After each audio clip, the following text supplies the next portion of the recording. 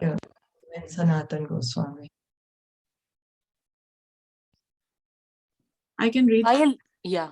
Okay. When Sanatan Goswami asked Sri Chaitanya Mahaprabhu about the Swarupa of every living being, the Lord replied to the Swarup or constitutional position of the living being is the rendering of services to the Supreme Personality of Godhead. If we analyze the statement of Lord Chaitanya's, we can easily see that every living being is constantly engaged in rendering services to another living being. A living being serves other living beings in various capacities. By doing so, the living entity enjoys life. The lower animals serve human beings as servants serve their master. A serves B master, B serves C master, C serves D master, and so on. Under these circumstances, we can see that one friend serves another friend. The mother serves the son, the wife serves the husband serves the wife, and so on. If we go on searching in the spirit, it will be seen that there is no exception in the society of living beings to the activities of service. The politician presents his manifesto to the public to convince them of his capacity for service. The voters therefore give the politician their valuable votes, thinking that he will render valuable services to society. The shopkeeper serves the customer, and the artisan serves the capitalist. The capitalist serves the family, and the family serves the state in the terms of the... Can you please move the screen? Yeah.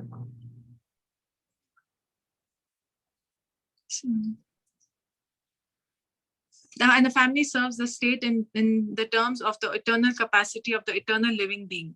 In this way, we can see that no living being is exempt from rendering services to other living beings, and therefore we can safely conclude that service is the only companion of the living being, and that is rendering service to the eternal religion of the living being.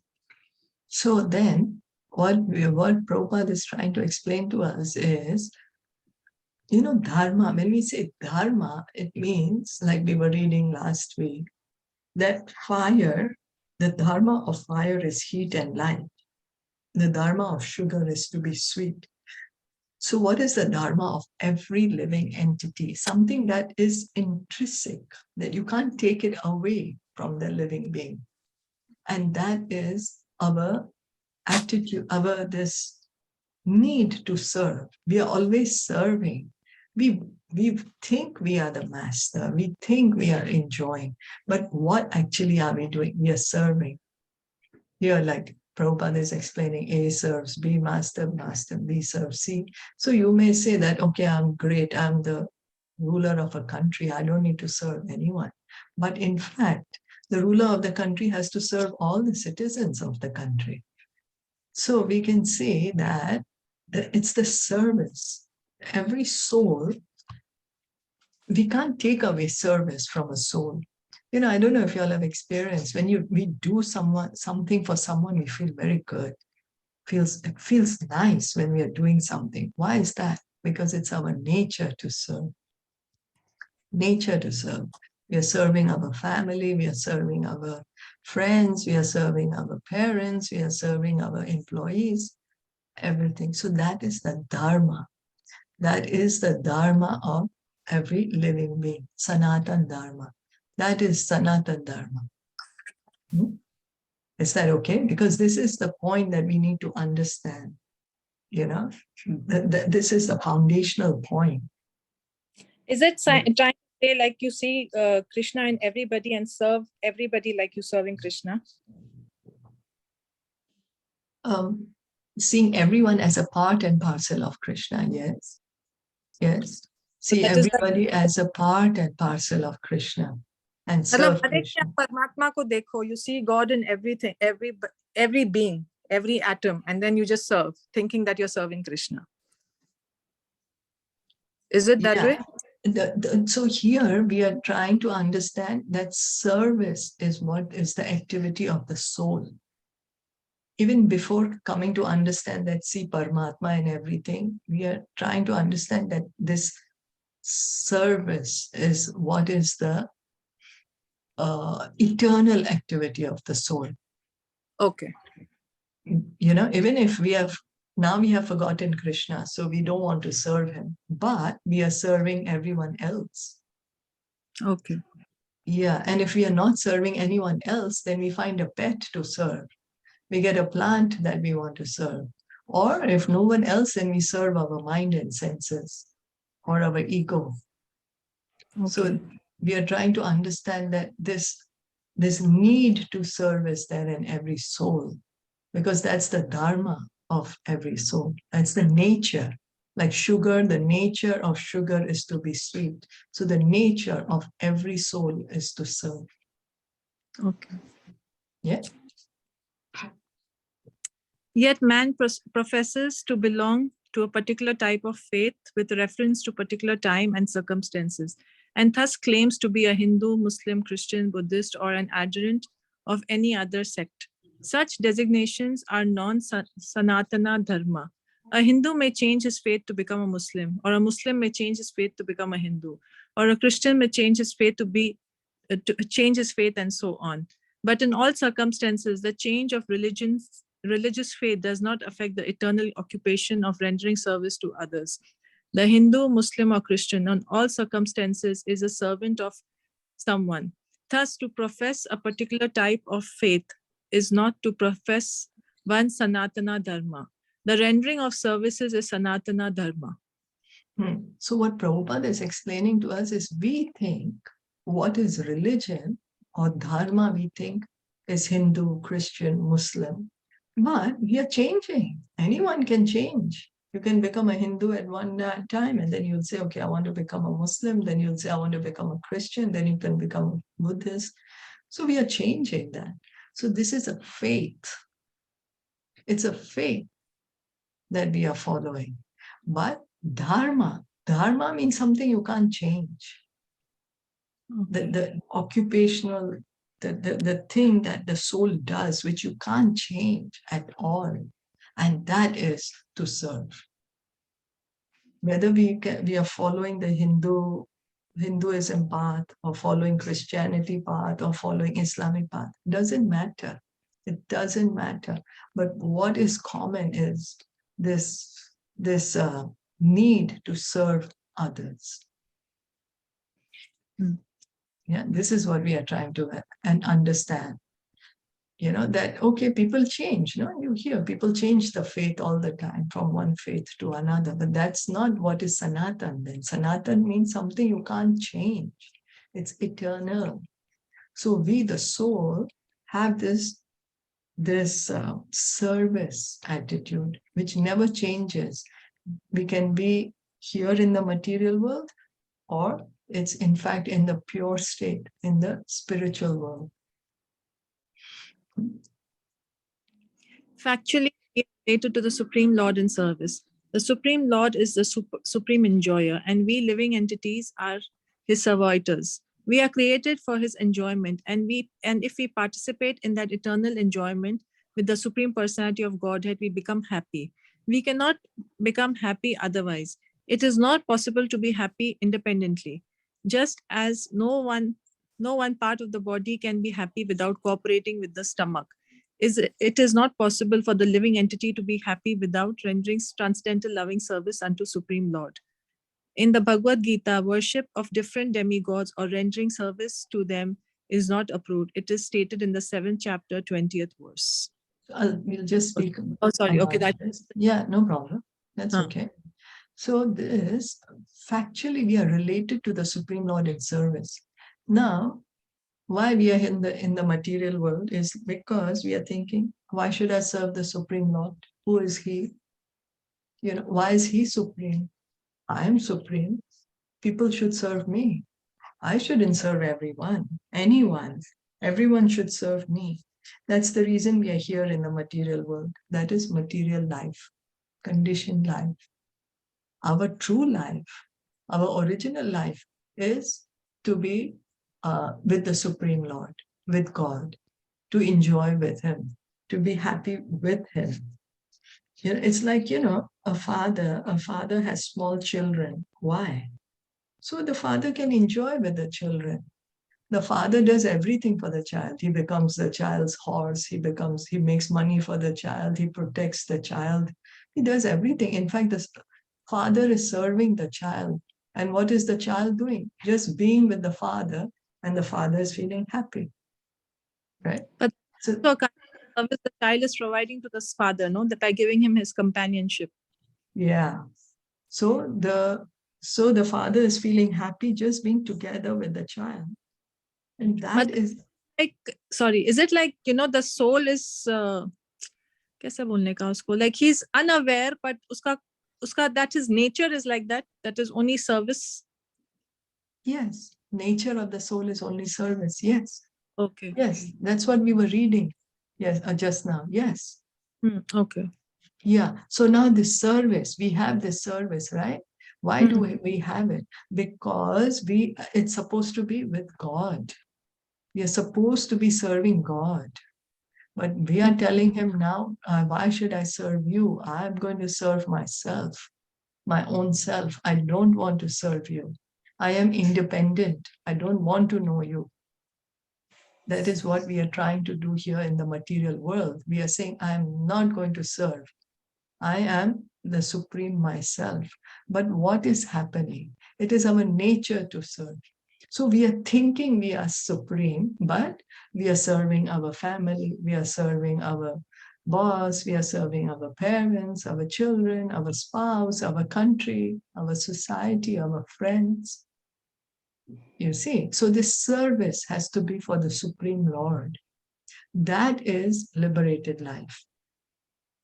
That is spiritual life. This is the point we are trying to understand.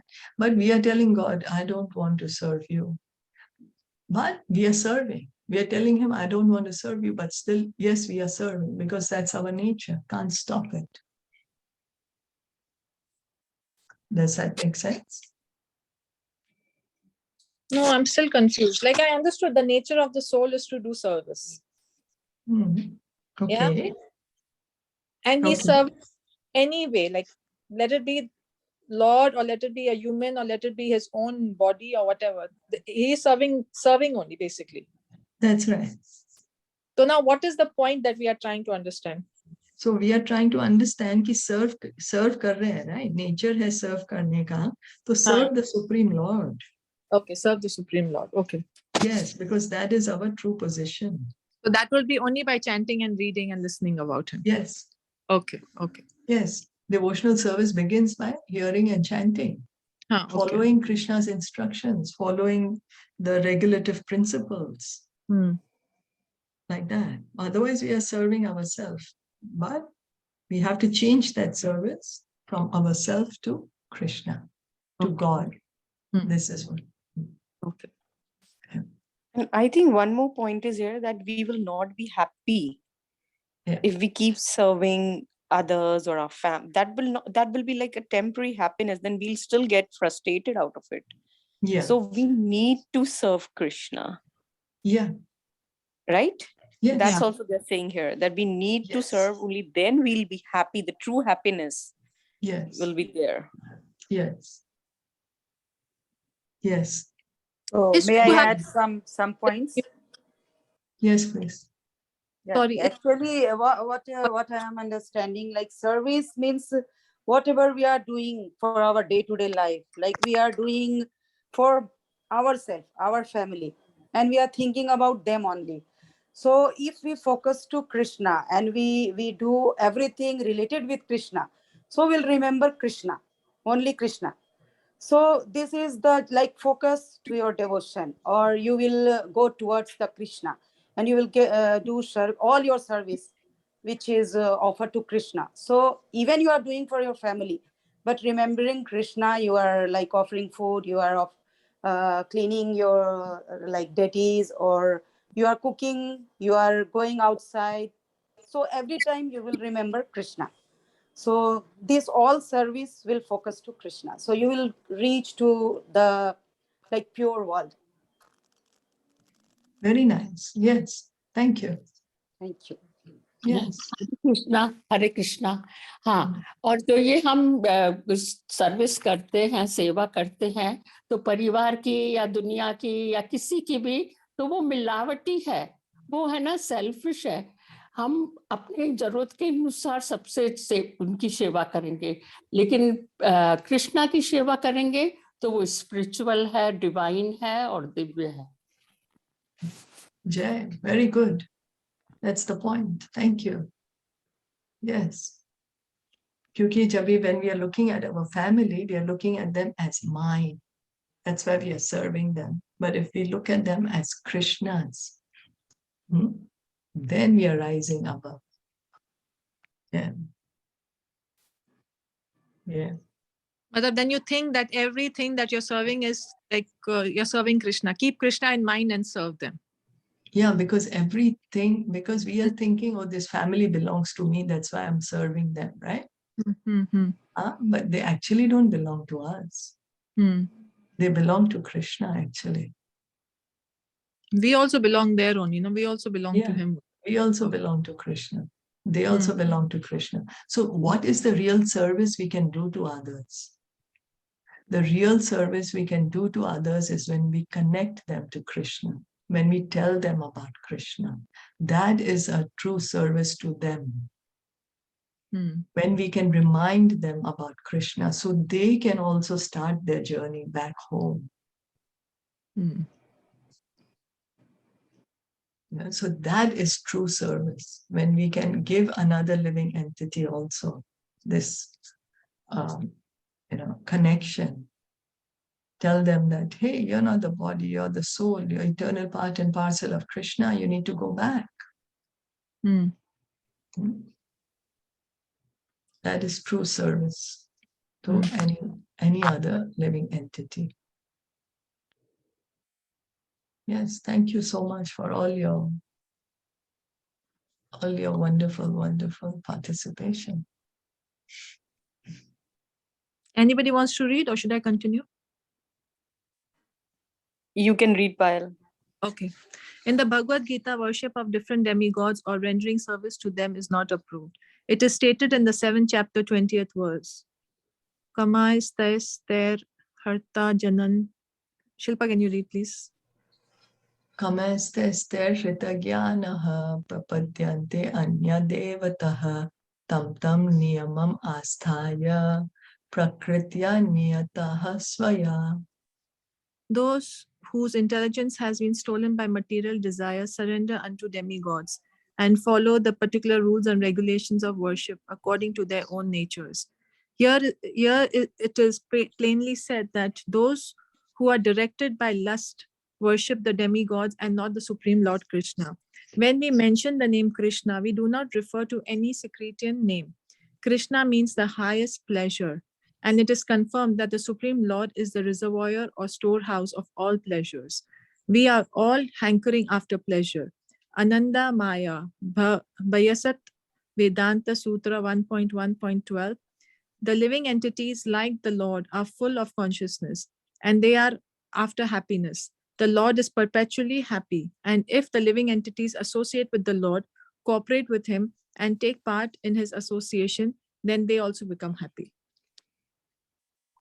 So what happens is, why do we go to demigods? Anyone? Basically, you're just asking them for everything. Yeah. But ultimately, you understand that they also go back to Krishna to take his mercy on us, make his mercy. Yes, that's why Krishna is saying in Bhagavad Gita that those who are going to the demigods, their intelligence is stolen. He's saying that. And that's why he's saying, don't go to the demigods, you come to me, I will fulfill your desire. And I will not only fulfill your desire, I will take you back home. I will, make you purify your desires. I will take away all your material desires. So Krishna is not sectarian. It's not that only because Krishna is born in a land called India, so he's only for the Indians. No, God is God. God is for everyone, each and every living entity, not only of one particular planet or particular species, for every living entity. But it's me gods to ask Krishna for his mercy. I'm sorry. Like many people from since birth, they believe in demigods because they've seen their parents or grandparents or whatever. So is it wrong to ask mercy from them for them to tell Krishna to give mercy to you on you? No, that's right. If you're going to approach the demigods, to get Krishna's mercy, that's a good thing. Okay. That's good. But we can also, that's very good, that my dear so-and-so, kindly please ask Krishna to have mercy on me. That's a good desire. Yeah. So Krishna means highest pleasure. What's the meaning of Krishna? Highest pleasure. He attracts us. He's called all attractive. God has many names, unlimited names. Unlimited names. So when we are saying Krishna means highest pleasure, he's the reservoir of pleasure. He's the origin of all pleasure. He's the storehouse of all pleasure. So we are looking for pleasure. Why are we looking for pleasure? Because the soul is always happy. The soul is always happy, but right now we are just thinking we are the body. So that's why we are feeling miserable. But if we again connect ourselves to God, again we come to the platform of Brahman, Ananda Maya Bhyasya, and we understand that I'm the Brahman, Aham Brahmasmi, I'm the soul. And I have an eternal relationship with the Supreme Lord. Then the pleasure keeps on increasing and increasing and increasing. This is unending pleasure then. The spiritual pleasure is unending. The material pleasure that we experience is very short. It's for a short time, and we really have to work very hard to get a little bit of pleasure. Work really hard to get little pleasure. But by devotional service, you just hear and chant, and you automatically get pleasure. So not much endeavor is required to feel pleasure. And the more, once we get actually purified on the Brahman platform, it's only pleasure. You feel pleasure. So the more we connect to Krishna, the more happy we will feel. More happy. So, did anyone else want to add anything to this? No, all good. All good. Any questions?